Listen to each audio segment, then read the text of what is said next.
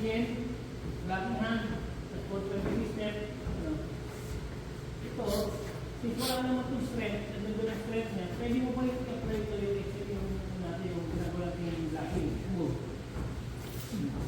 Diba? Wala naman siyang power eh. Ikaw ganyan mo lang.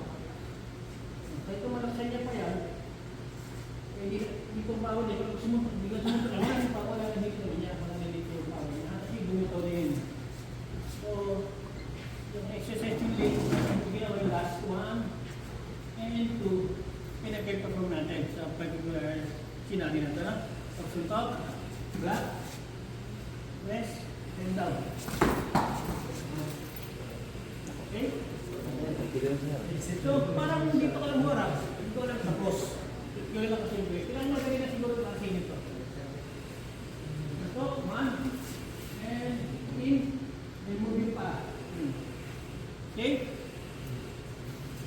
Stop.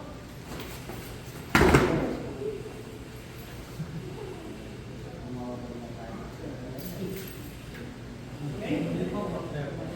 Napako ba? Hindi na ba yung ginawa niya? Dito lang kayo, dito lang kayo. 1, 2, and 3. Yan lang kayo na. Masyado kayo nervyoso. Okay? Nakuha mo ba? Simple lang, di ba? Lakpak. Hawak. Ha? Pag-egg. Ito, habang hindi ko na-press nito, kasama mo sa momentum. 1, 2, 3. Sabi ka na. Para magaling mo mababaksak. Yung momentum mo. Ha? Okay? Practice!